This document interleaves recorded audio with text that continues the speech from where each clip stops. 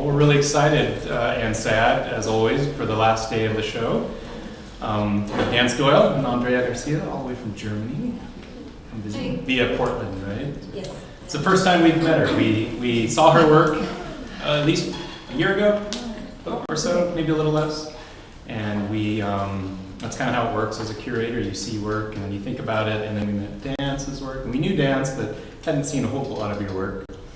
And then put it together and made a show. So it's our first kind of full fiber show, fiber focus show. Sometimes we have guest artists showing fiber-based work, but it's the first time we've done it in a whole gallery. And we're really excited about it because you both have really different, unconventional approaches to it. And that's why it's up on the wall, and it works really well together. It does. It does, yeah.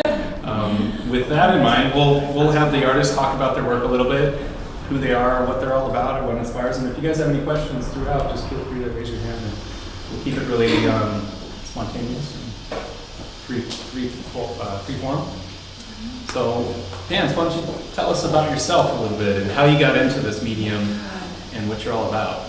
Well, if somebody would have told me like 10 or like 15 years ago that I would be a weaver, I would have been like, no, you got one person.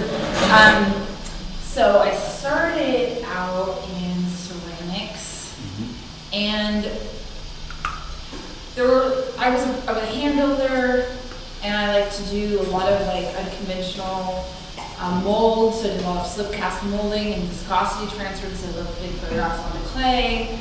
And then the glazing was my favorite part because I can really figure out what density and how much to put in certain areas, and I can make it as intricate as I wanted to. And then I transferred to a college where I thought, I heard a lot of good stuff about a college that will be unnamed, a lot of good stuff about their ceramics program. And I got there and they were like, you're a transfer student and you have 2 years and we want you to make teapots and cups and plates. And I was like, barf. So, even though it's really great for some people, it just didn't do it for me. I said, forget this, and I looked for any other studio class that was open, and I knew something was about to happen, like me changing my major or whatnot. This was like back in 2004, so it's been a while. And so I looked for anything that was open, mixed media, painting, printmaking, lithograph, photography, figure drawing, everything. And everything was closed except for textiles. And I was like, I went up there and I knocked on the door and I opened it. I didn't know that half of this fine arts building was dedicated just to looms and the dye labs and stuff. I didn't even, it's a whole different world. I said, hi, and it was 2 weeks into the semester, may I please have this class? And so they said, sure. That's when that began. Totally different language.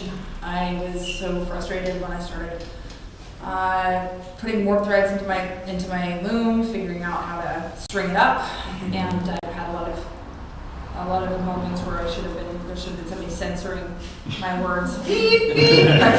Sorry, you guys, and they're like, you're gonna love the process someday, and I was like, I was just glad I could be somewhere, and I loved how that I could, find full control over what I wanted to tell, the stories that I wanted to tell. It didn't start out that I was a storyteller. I just was really in love with like colors and making landscapes and trying to make it as three-dimensional as possible. And then I really started going like, maybe when I learned tapestry, I was like, oh, I'm sold.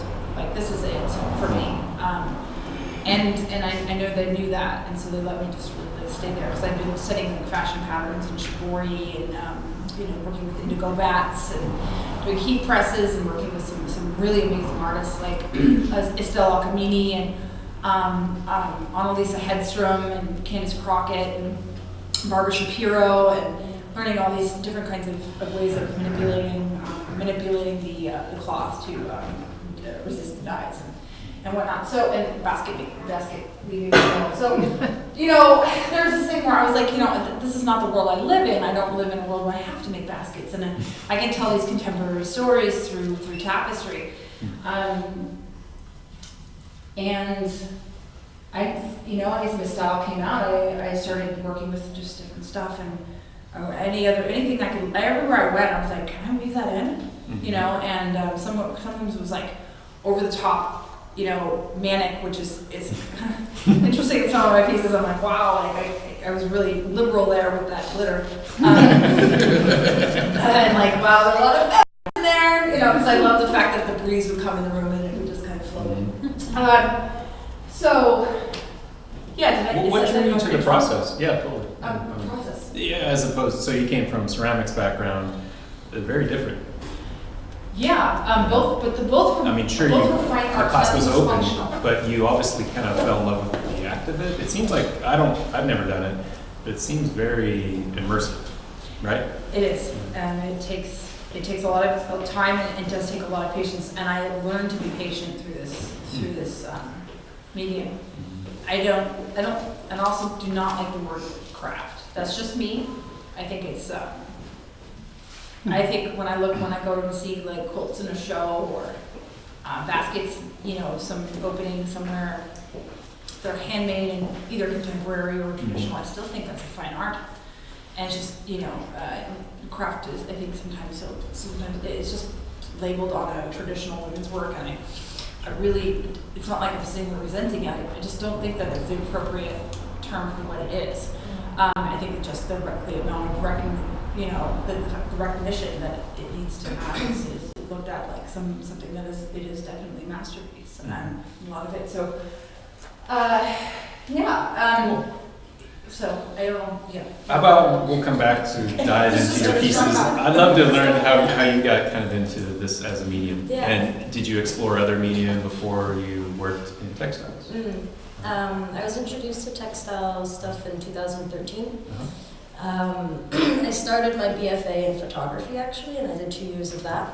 And that was really fun and interesting, but I felt like a really intense wave of like commercial push. Like I was being forced to do studio lighting, and I found that I was actually really interested in just playing and like sewing. I was printing photos and sewing on them and doing things like that. And then I switched to this other major from my university in New York, and it was 50% studio of my choosing and 50% like theory and history, art history.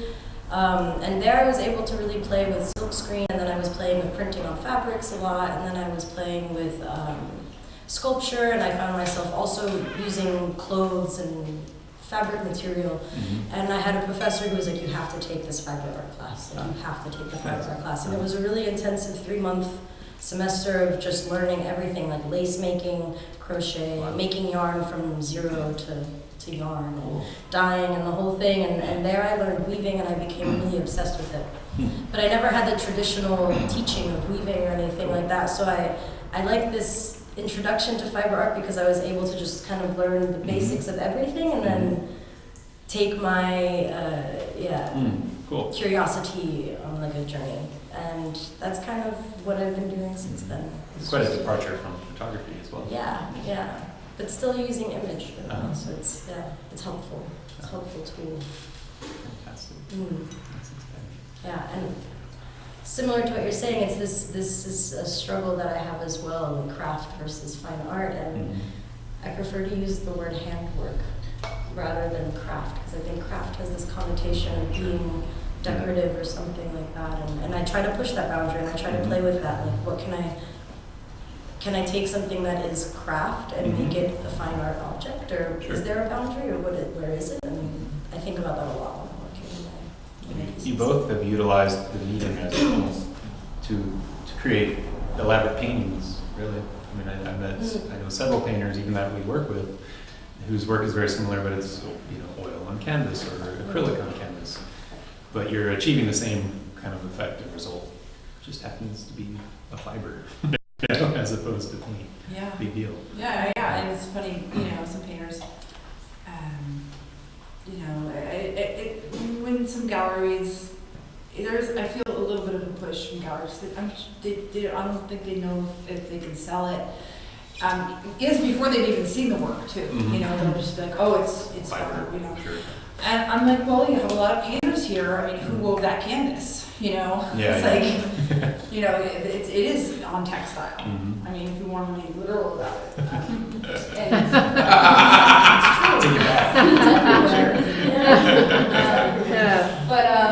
yeah, you know, it's definitely, I feel like it's painting. Mhm. You know, Yes, it's definitely just. When you're not just making patterns, you're not making, you could certainly snuggle with it. It's, you know, it's something you could wear if you wanted to. Itchy. But- It's heavy.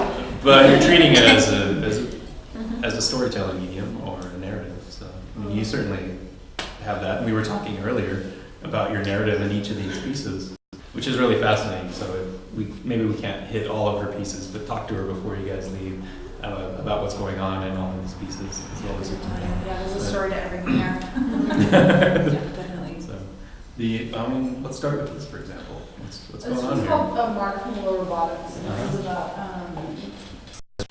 a bigger picture of it's kind of centered around single motherhood and the sacrifices you would have to make in your own life when you're a single mom. A lot of things that you have to just can't follow the dreams. You know, like get sidetracked and then try to do it maybe later or during or something you can't. But this was a story about a friend of mine who grew up in West Oakland. His dad was like a ghost to him and his 4 brothers, and I met him in his 20. We met in our 20s, and his dad was. You would see him seldom, but his dad wouldn't even recognize him. He was so kind of gone in his addiction, and the mother kind of just held up the world. You know, everything was about. Everything, you know, they're all cut from the same cloth. You know, they're from the same rootage, and they're all one family, just very separated. And then at the very top, there's this mother carrying the weight of the world on her shoulders. And so I always read from bottom to top. And so I started at the bottom and I started wrapping the war threads. So these are the actual war threads, not something I've added. This is like, and so I started wrapping them, the black and white song. And I didn't need to, it could have just been saying the same thing over and over again, but I thought the musical notes said that. And then,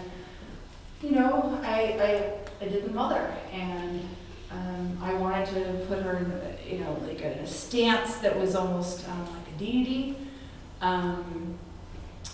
and someone that, was just the decider, the ruler, the decision maker, the martyr. And I had her, with these shooting stars coming down from like a sunset sky, and I wanted to make it kind of dramatic in the sense that, like, everything matters. And I started this one took about 10 months for me to complete, only because I got sidetracked a little bit. If it was my only job, I have 3 jobs. If it was my only job, I probably could have finished it way sooner, along with every other piece. So that's that. That's amazing. Yeah. So, and one of the other pieces you showed, we'll check it out. It's on the front wall. That's a narrative about a murder you saw, right? Yeah. And it's interesting. Are you, I don't know, maybe it's unintentional, but you're working through the feelings about what you've experienced through your tapestry. It seems really healthy, actually. Yeah, I mean, I think I'm well adjusted today. I don't know. I went there today. I will fully admit that I've been through a lot. And I'm not saying any more than the other guy. I know I have myself, and it is a response. This is a big journal. All of it is just journaling. I mean, sometimes I'm the type of person, something happens, if it's troublesome or traumatic, like I won't feel it till later. It's just this coping mechanism, so I'm okay later on, safe during that moment, feel it down the road. And so that was a lot. The witness was me going back to the same scene and looking at that crowd of people running from the gunman, and looking at it as if I was in a dreamlike state, like floating over the scene, so no one could see me. And so that was and there was electricity in the air, and so I tried to get that into the atmosphere with the materials I used, and figuring out which would go together and whatnot, and that was, it's all a response. I think it's interesting that you're using weaving as a method to get that out. It's one thing if you drew it or painted it, you might be done in an evening. But because there's so much handwork that goes into it, and individual thought about stacking this piece up, I don't know, it seems like you get it all out through that process, right? Yeah, and I don't amazing. take it from a journal, and I've never used a cartoon. And that's mostly because they taught me how to do tapestry. Explain what that is. They taught me how to do tapestry back in, when I was in college, of course. But they taught me how to do it, that's it. Goodbye, like, you're gonna have fun with this, we promise you, we're having a blast. And then, and they didn't say like, though, this is the first technique. They literally like handed me a book, and I was like, okay, there were a lot of other students, and it was, there were a lot of other students, so, everybody had their thing, and so I didn't really learn with anybody going, no, you can't do that, which was, I think, the best part of it. And no one also said, like, this is going to be really helpful if you do this, or this, so I never really learned from somebody going, this is the way every weaver's different, or every artist is different. Definitely every weaver's different. And so I never had anybody going, like, this is the way we do tapestries. You draw yourself a cartoon, and then you pin it up to the bottom, and then you just fill in the colors. And so I learned that, but way after that. Really. So this literally was the journal. Like, I don't know how the end of it's going to look. I don't even know how my shapes are going to look. I know how they look in my head. And so that's why my tapestries look like my drawings. I mean, when I like doodled, or like, I drew the face of the witness once, but I didn't do the scene until I was like halfway there, and I'm like trying to do spacing. And that's when I put it down on paper afterwards. But yeah, that's really cool. But Andrea, how do you go about building a piece? I mean, I see this piece, there's loom work going on, and then that's then embroidered or sewn directly onto the substrate material. Yeah, Talk about your process. Yeah, it's different for each piece, but I definitely have a similar, it resonates what you just said about kind of processing things after the fact that they happen. I always say that I'm like a really slow, piece of machinery or something, like computer, it takes me like process. Yeah, and I definitely use working as a method of it, and I think that's the greatest part about textile techniques is that it's really tactile, and you really have to go through it, and you're punching, like when I'm embroidering, I'm punching the fabric with a needle, and I also prick myself all the time, and my hands are completely bruised and cut up. But I love it. But this, for example, is it's also called The Witness of the Circle in a month's time, because I was spending a month in Spain in this mountainside doing a residency, and I was there in April, which is one of my birthdays, and this is kind of like moments and fragments of the house and the landscape there. And I guess I'll start with the story up here, where this was my bedroom, somewhat in the house, and there was a bunch of cats and chickens and animals living in the house, and one of the cats, I knew two of the cats were pregnant while I was there, and I love cats. And one day I was getting ready for a presentation that I was supposed to give, and this one cat starts meowing at me and kind of calling me to hang out with her, which was weird because she was not friendly. And she goes directly into my bed, and she just sits in my bed, and she's meowing, and I'm like, okay, well, I have to prepare for this presentation, I'll see you later. And then she starts meowing even louder, and then I look at her, and her water breaks, and she just starts giving birth, on my bed. And there's 17 other beds this cat could have chosen. And it was the day before my birthday, so I was really, that was for me super amazing, and I was super happy to share my room the rest of the month. And that's this. Is that the bed? That's the bed with the blood. Oh, wow. Then, so then, hanging around, bopping around this house, I was weaving outside on a table, and I heard something. There was a compost box behind me, and I heard something, and I look, and the other cat had given birth. Wow. In there. And she was less friendly, and she was really not interested in people touching her kittens and stuff. So I saw it, and I was like, okay, I leave your kittens there. And I was continuing to work. It was a beautiful day. The sun was shining, and I was like, "There's kittens behind me." And then out of nowhere, a dog comes from down the road. I guess there were hikers with their dogs, not on a leash, and they come and the dog like jumped in the compost, and like all of a sudden I'm watching this dog with like blood and kittens kind of like flying. It was really disturbing. It was really, really, really messed up. One of the kittens survived, and we were able to put her with the other mom, and she took her own stuff. And it was okay. Like, it was sad. I mean, it's nature. It's how things happen. But yeah, I don't know. It was like really impacted me. Yeah, it's a lot it was to take within in. 3 days, and it was like all in this house, and like all these other things happened in this house. So yeah, I'm also working. Like, I never know what my things are gonna look like, and a lot of even like this piece, for example, I started this maybe like a year and a half ago, or I started it a year and a half before I finished it. And I make pieces, and I'm embroidering, or I'm sewing things together, but I have no idea why. And then I leave them aside, and then I find things, and I collage or cut things up. Or, yeah, I don't know. It's always a mix of things. But I never have an end product. Maybe in my head I have an idea, or maybe I have a feeling, or maybe a sentence, or I have some core like inspirational seed, and then But you're working it out. Yeah, exactly. It's nice to hear the story. Yeah. I love the little fireplace in the loft. Yeah, it's a really But interesting. there's some broken rungs on that the ladder going up. Yeah, completely. It's a really, really interesting space. It's also where the black and orange piece is also coming from there as well. I try to go back once a year. Do you? Yeah, yeah. I really gain a lot of inspiration from nature and the mountains. Like I need that. Living in a city. Where were you in Spain? Montserrat. It's like 45 minutes outside of Barcelona. It's really beautiful there. Have you been? Only passing through. I never stopped there. Okay. Yeah. It's beautiful. You guys have any thoughts on the processes and how these guys got into the fiber arts? Wow. Yeah, dance. I mean, I can only imagine what's going on in your mind when you're envisioning this. Do you sketch it out ahead of time, or is it just evolve as the threads move on? I can't trust like one plan. You know, I'll put the plan, I can put the plan down like when I want this element and I want this element. I have no clue. Like as I go, okay, that's where that needs to be.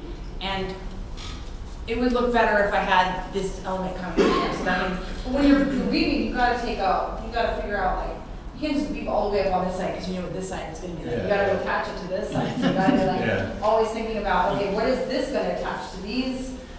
You know, and I need to be able to like. Can't really go back either. Yeah, unless you wanted to spend another like 3 weeks on weaving or 2 weeks on weaving. I mean, or whatnot. However far down you want to go. I've drawn out elements of things that I wanted in there. It's only until like I get like probably like midway through most of my pieces that I can go, okay, and then I'll just draw like a little sketch and I'll cut that sketch out and then I'll pin it to the top of my line. And then I'll go like this. But then like all this other stuff happens and I have all those things, but then I have all this other stuff in there too. And I like the spontaneity of it. You know, I really love that fact that I can do whatever I want, because I've never had anybody conditioning me going like, no, you can't do that. You know, so it's always been when I look back, I'm so glad that's the type of person. It's much better. Yeah. No rules. No rules at all. You know? So I didn't even know really. I never studied traditional tapestry. I just taught me how to do it, and it's not like I was totally ignorant to it. You know, I've seen some tapestries in so many places I went, but it's just. Same time, it's structured though. Like building that compared to painting, it's a very structured thing. Yeah, I mean, it's you gotta like you made all of it. You started from scratch unless you like. I mean, the only thing I don't do is spin. I mean, I only know how, but I prefer to buy my yarn. And most of it's almost all it's hand dyed except for like some But little parts. you mentioned most of that's wool, a lot of it's wool, merino wool, mohair, silk, glass beaded silk, cotton, linen, and most of the time I like the linen warp because it stays really sturdy under high tension on a loom. Is this cotton? Or is that wool as That well? is cotton, and this is merino wool, and obviously the tinsel parts are tinsel.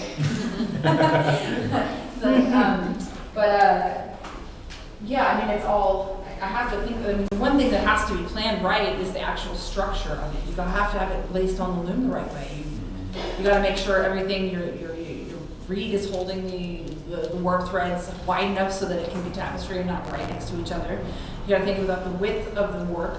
If it's too wide, then you can't have like 10 ends per inch, for instance. You have to have, thin enough warp where you can have 10 ends per inch. And the more ends per inch, the more detail you can get on the tapestry. Like this, for instance, is like 6 ends per inch. So everything's kind of nice, wide, digital almost, And this is, I think like 8 ends per inch. And the one around the corner is about 8 ends per inch too, that's the witness. So, What's the word you're using? ends per inch. If there's some other homies in the room that can like explain what 10 ends per, like what and how important that is, that would be helpful. The number of warp strings per inch? Yeah, it's just basically like how much detail do you want, and if you want detail, then there's gonna be you have to incorporate more warp threads into one space, kind of like pixels. Yeah. So. Do you have to stick with one throughout the whole piece, or can you alternate? No, it's pretty much one for the whole piece, unless, I'm like looking for that. Yeah. Unless there's anything else that was invented that I just don't know about. I was like, what? Oh, you can. I'm like, what? I should have known that. No, but, I've had ideas about trying to, like, get some, it's just no. Because you have the tension from one side. You wrap that into your when you wrap and warp into your. Okay. And explain what the warp is. The warp are the threads that, like, when you're sitting in a loom, they're the ones that are thread through the loom. Okay. And then the weft. Weft are the strands running Thread away. when you go back and forth. That's all the color you see. It's tapestry because it completely covers the warp. So it's always packed down. You don't see the warp threads. Even when I wrapped here, I covered the warp threads. It's an ugly, kind of palish gray linen. So it's not like I'm missing out on anything. I didn't want to take the liberty of fingering it, but could you show us what it looks like on the back? You guys, tapestries on the back are the best part. Okay, ready? So this is a one-sided tapestry. Some people will darn their ends into it so that it can be turned around and it's finally on the side too. But I don't, because I also find that's kind of a waste of material, so I try to, let's see. There we go. Wow. So there's a lot of, There's a lot going on right there. there's a lot, I mean, look at this whole guy.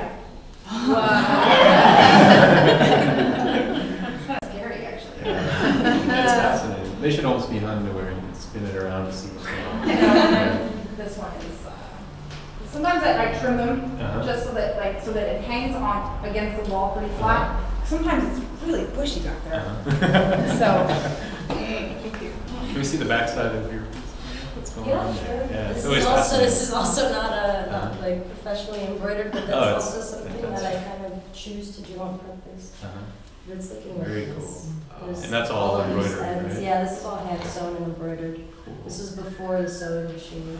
Nice. There, I bought a sewing machine. Now I use a sewing machine. Listen to That's this. much faster. And all this is done on and a then machine? freestyle. That's all by hand. That's That's by all by hand? hand, actually. The sewing This is is by only, hand. that's all by hand. Actually, most of that is done by hand except for the quilting part. This part. And then the sun's like circles and Okay. some details of the mountain. But other than that, that's all done by hand. Yeah. Yeah, it's basically quilting technique kind of. Yeah. I love weaving, and I think if I had all the time and money in the world, I would only dedicate that to weaving. But I also find a really nice balance of like embroidering and sewing and quilting, especially, which has been new for the last like year. Quilting has been new for me, but it's I don't know, something with the texture that it's really fun. I really like to play with it. But I do like to do weaving, like this was also hand woven. And then to sew it on later or to see how it fits with And that's interesting, the way, so the building forms are woven, and it's not like it's cut out of the larger piece, right? You're literally stopping yeah. the Yeah, so the question I'm not with sure the terminology. the warp threads, like, warp. yeah, mine was started like this, and I also started from the bottom moving upwards, and I knew that I wanted to do something architectural. Yeah. You can't add warp threads once you started weaving, but you can cut the embroidering on the loom and kind of forgetting what the bottom looked like as I was at the top. And yeah, it's also fun. Wonderful. Is that all cotton? No, it's a mix. A lot of wool. I use a lot of this one yarn. It's this kind of tanner one. It's silk, actually, but I get it for super, super cheap in New Jersey. There's this woman who does silk for really cheap. And I have a lot of that. So, and then I actually, most of my material I find or I get donated. I have a lot of friends who they donate fabrics and yarns, and it's really amazing. Really amazing how much yarn people have that they like, oh, I bought this 5 years ago. Yeah, and you can not have using it. it. And I'm like, wow, this is beautiful. So yeah, if you guys have yarn. We'll send it to you. No, yeah, but I get that question often if the material or the yarn has a significance. But actually for me, not so much. It's more of the color and just what I can do with it. Are you, sorry, can I ask you? Of course, yeah. Are you dyeing all of the yarns? No, I don't. I've dyed some of the yarns. Like in the dip, I dyed all of that. And the wax face at the top, so it's got dye resistant. But no, I mean, the thing is, it's like I have no problem with it. We live in a plastic world. You know what I mean? It's not like I'm not living on like some farm somewhere where like everything's been au natural and I only dye with like beets and like yellow onion skins and like I've done that once with yellow onion skins, but I never tried beets. It's not the world I live in, so I really prefer natural fibers because of the richness and the glow of their texture. But when it comes to it, like look at the one, there's one all over there. It's just like completely like that's all like pipe cleaners and This one? yeah, and wool That's and pretty insane. the hot pink linen at the top, and I always use tencel and big chunks of it and tapestry over there. The whole black area is all acrylic. Yeah, it's whatever does the job, So, I think at the beginning I was nervous because in the fiber art community, it's really like kind of low, frowned upon to use if you're not using all natural fibers, there's this whole like Snobbery. it's not as valuable as it could be, and I love the fiber arts community, but I don't necessarily want to be stuck there my whole life, because what I do is, I don't know, it's just, we live in a competitive world, use what is available to us. You have to know that alpaca personally in order to weave it. His name is Or if your mom goes to Oaxaca and accepts some stuff for you. right, yes, that's important for me. This is my mom. Or your old friend Pat Glass who used to knit and gives you along. Nice. You'll take what you get. Yeah. So fascinating. Any more questions, you guys? You could wrap it up and you could wander around and check the pieces out, get up close to them. There's lots going on with them. You guys have any other thoughts? Okay. Oh, wait, I have a question. Yeah, Can I ask? yeah. Oh, of course. Okay, Yeah. did you, was it shaped did you cut it as it was on the loom, or did you cut it after you'd taken it off the loom? On the loom. On the loom. Yeah, Awesome. risky. Yeah, I was like, because usually, if you're doing any cutting, sometimes the work will kind of come back from the web. Yeah, no, I love making mistakes. Yeah. Yeah. It's not a mistake. You went for That's it. amazing. It's really good. So it's interesting, the process is in a lot of mediums, you're working in layers and you're building something up till you feel it's done. But this you're working chronologically, kind of, right? You can't really go back into it so much. And it's not done till it's done. Right. You know what I mean? It's like Literally. theoretically, she could just keep There's a stitching, beginning and I and could an just end. keep weaving. Like now when it's like 12 feet long, I never knew when to stop. Yeah. Now it's like, how are they ever going to display this? And it was like cut it up, which was suggested to me that I cut it up No, into chunks and then just sew it all You just need a together. sprinkler pipe. Right, I need a sprinkler pipe in order to display it. Yeah. So yeah, it's Yes, time. sir. It's time. Of course, question. I have a question. If you weren't doing textiles, what other medium would you want to play with? Ooh, If this wasn't available to you? metal. Yeah? Hard. I like the contrast. Yeah. And I wanna. Just totally the opposite. Fiber optics. Yeah. Fiber optics and yeah, fiber optics. I don't know. I mean, if I couldn't weave with it, I would definitely want to like figure out sculptures I can make with fiber optics. It's always changing and changing colors in different areas and shading this part and that part and like, moving almost when it's standing still. I always wanted to work with fiber optics. Metal and fiber optics. Have you seen there's like really crazy stuff happening with weaving, with people putting lights and like tubes that are kind of like liquids Into the weaving. and all these, yeah, into the weaving and or like robotic threads that like can move and people are making weavings that can like dance pretty much And plastic tubing transfers light if there's light behind it. Exactly. Yeah. So you can have these really interesting, the lights popping up around the edge It's of the. amazing. It's Yeah. really crazy.